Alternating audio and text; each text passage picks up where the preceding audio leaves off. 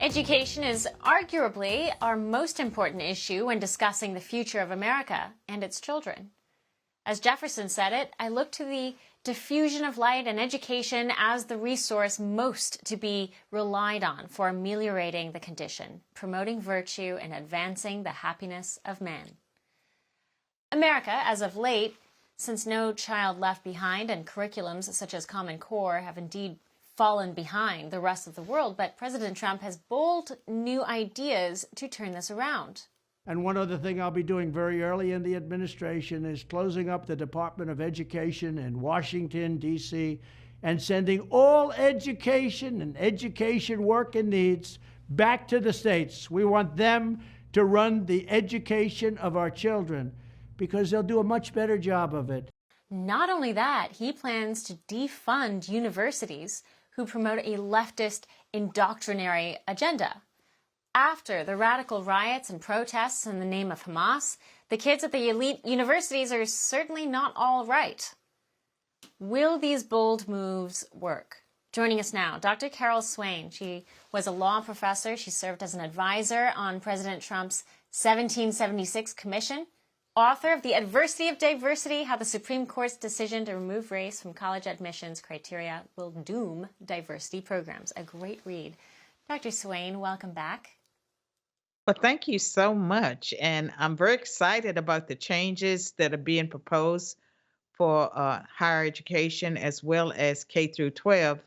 I've long believed that the Department of Education should never have been created in the first place, and that the education of our children belongs in the states.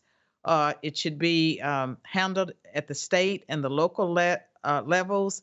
So it's a welcomed return to federalism if that takes place. Yes, it would, and it's been floated around, I think, in certain circles for a long time, but never before have we had an avenue to make it happen. Now it seems like we have that avenue through Trump's new White House.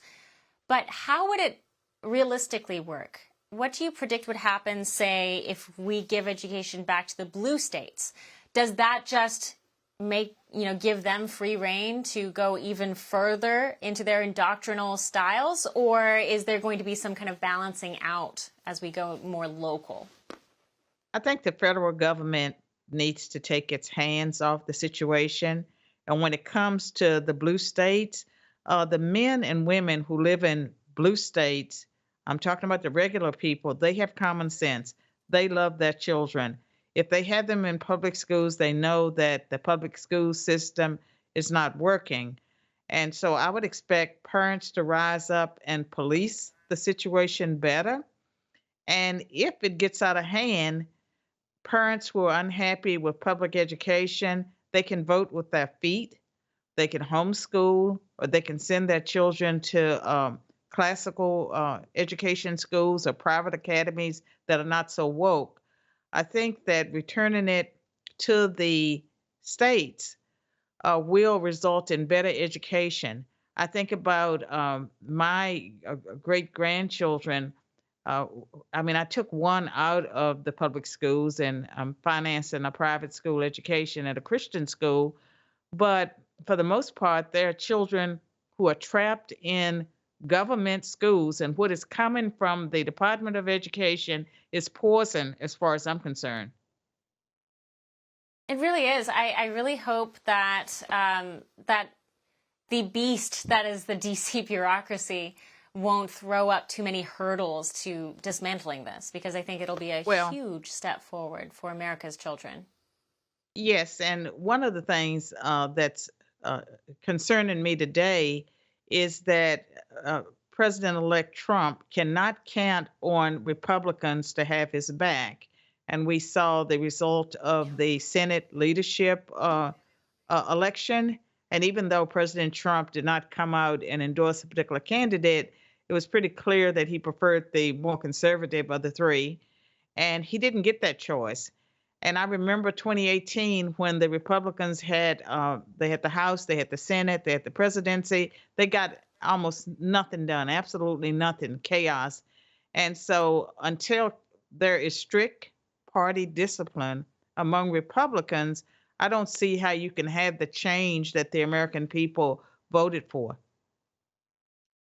Yeah, no, the 2018 fiasco was driven in large part by Paul Ryan, a famous rhino who does not love Trump.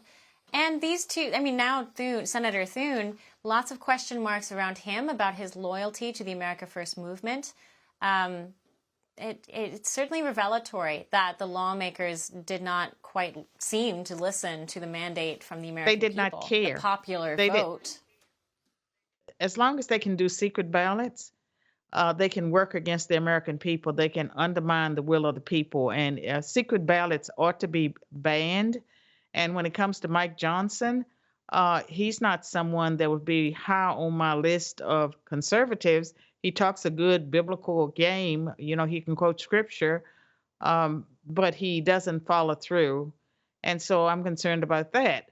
But to get back to what we are supposed to be talking about, President Trump also said that he was going to hold universities and colleges accountable for their diversity, equity, and inclusion programs. And even though the Supreme Court struck Yes. down race-based college admissions, and I warned back, 2023, that it would doom DEI programs because they violate the Constitution and the civil rights laws in the same way as the race-based affirmative action. And I believe President Trump's warning to the universities is totally appropriate.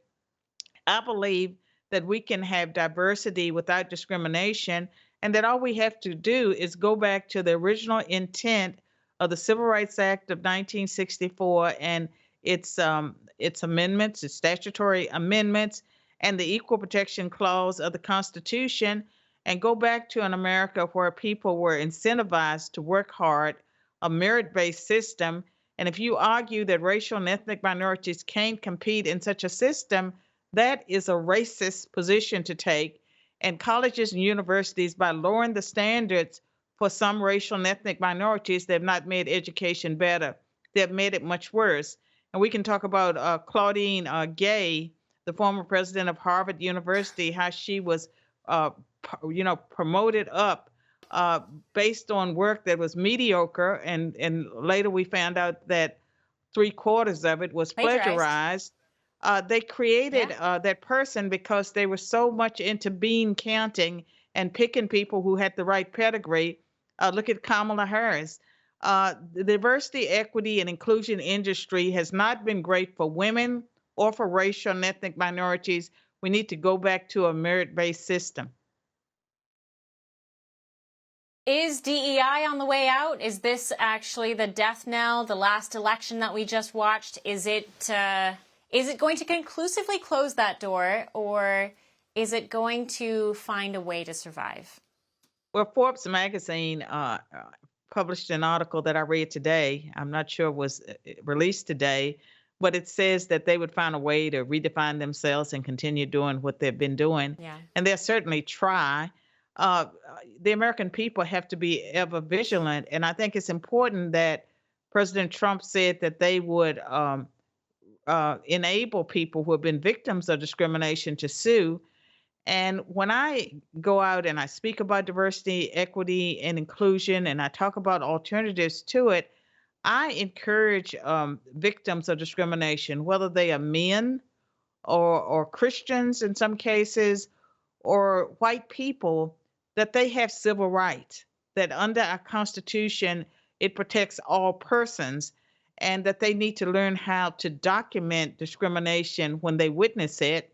And some of what's been taking place in the workplace and on colleges and universities, clear of viewpoint discrimination, but also maybe a violation of the First Amendment, because in some situations they force people to do or say things that violate their conscience.